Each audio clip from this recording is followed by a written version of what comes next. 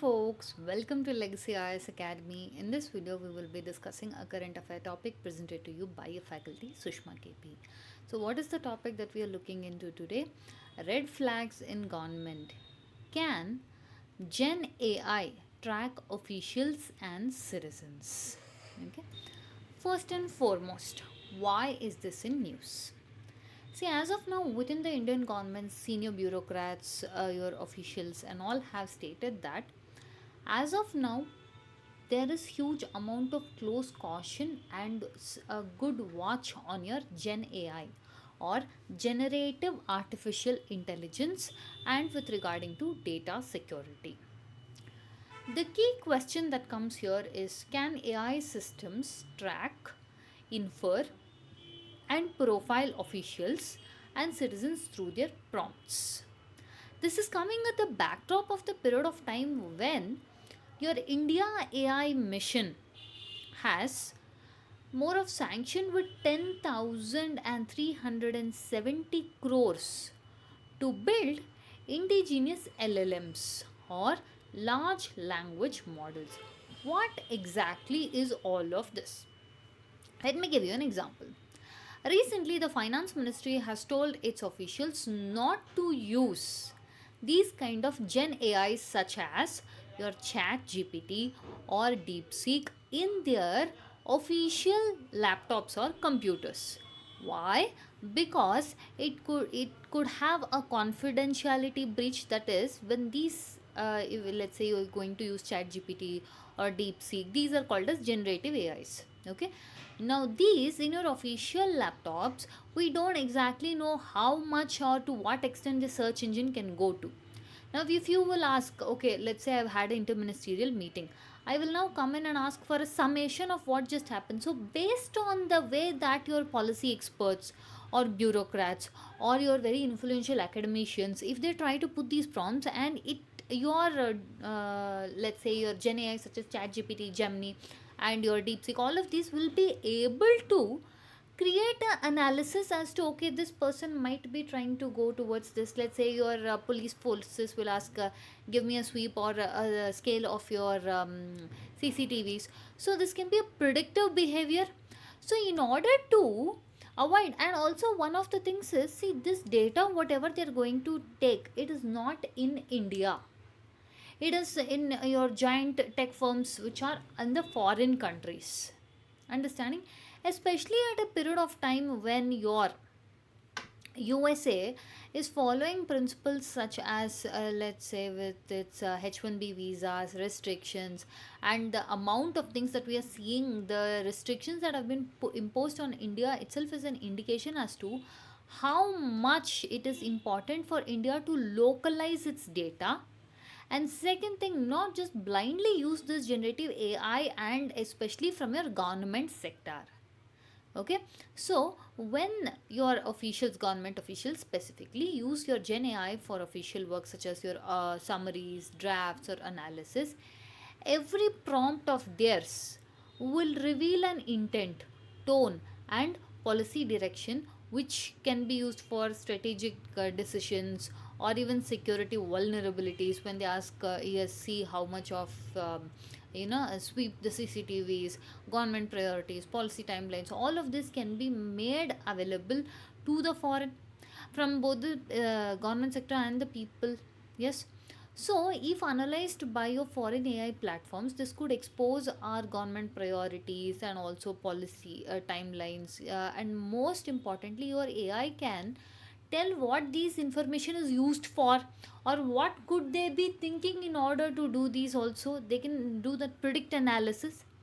So there are two main worries in this particular thing. First is tracking sensitive prompts. Okay, any questions by your bureaucrats, policy makers, which will be showcasing our institutional weakness or national priorities. Okay, and one more thing is exploiting citizen data. See, just because you it says anonymous doesn't mean it's safe, right? Most of the time, if you see, with many telecom service providers, they try to provide these Gen AIs also as a free component. Okay, anything that comes for free doesn't mean it is safe. Like we said, the finance ministry outright gave its directive that there is a strict ban on your Gen AI such as ChatGPT and DeepSeeks. And also other departments have tried to be very restrictive, and they've also brought in your firewalling the official system, so that from your AI services, foreign services. And also they're trying to introduce more of localized data. Now, before we go ahead, if you're someone who wants to kickstart your UPSC civil service journey, then we have the good news for you. We at Legacy IAS Academy have come up with a new batch which will be beginning from your regular weekday batch will begin from 10th November and 15th December. Our weekend batch is set to begin commence from your 25th October and 6th December. Now, we maintain our batch sizes strictly 40-member per limit so as to provide individualized training and personalized mentoring. We provide at Legacy IS Academy one-on-one mentorship, easy access to educators, daily mains answer writing challenge, your prelims mock test series, interview mock panels, and 360-degree current affair classes are conducted. We conduct our sessions in both offline as well as online mode. For those of you who are working professionals and students, you can avail our weekend courses. We also conduct CSAT classes with trained IIT professionals. Now, for more information, check out Legacy IS Academy website or the number given. Now, coming back to the topic. See, now because of especially post year pandemic, understanding after 2020 and largely from 2021 onwards, India has been trying to push for data localization, that is, data should be within India.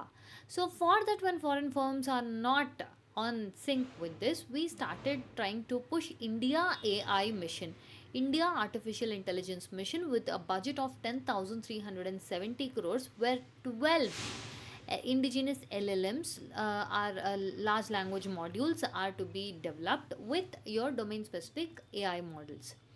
So, one of the examples is your Servam AI from Bangalore, which is developed as a focused LLM. It will be operational by the year end. One thing it will do is it will reduce the dependency on your foreign AI platforms such as your OpenAI, Google, or Perplexity. At the same point of time, this will lead to your digital sovereignty, that is reliant on the self-reliant on our digital ecosystem. And also we will be providing other alternatives. For example, with respect to your Zoho adoption, um, our Home Minister Amit Shah has now moved his official mail to the Zoho mail. Understanding, and at the same point of time, if we see, especially post pandemic, India banned your TikTok bans, post your Indo China conflicts, and also that it affects India's security.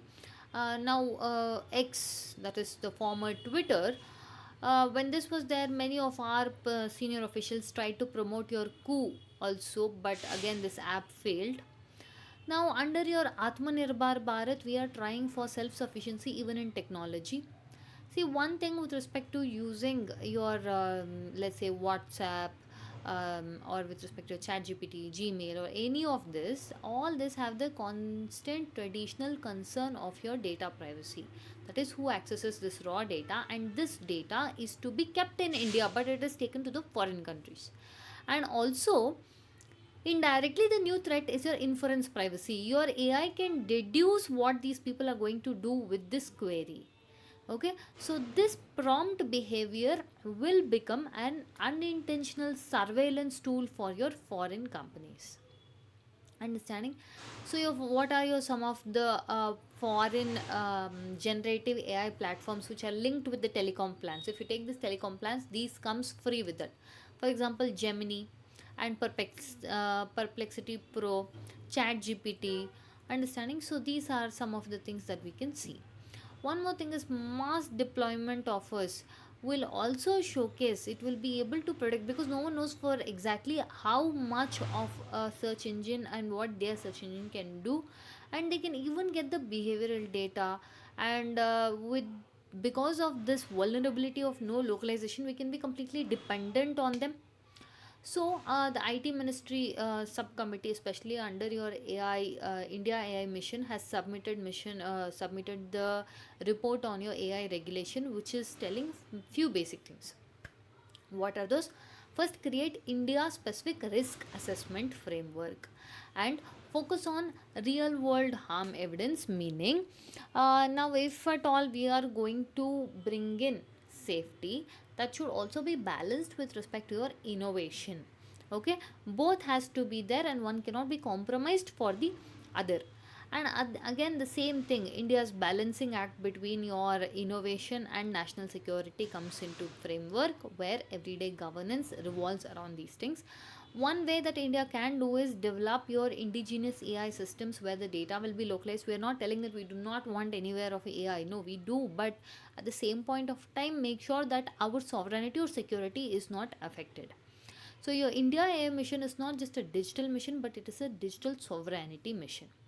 So final question that we are trying to do with this India AI mission is, can AI help governance isn't the question now. Can the governance stay safe while using the AI has become the most important topic of the day. With this we come to the end of the content. If you like our content, subscribe to our channel, hit the like button and share it along with your friends. Thank you.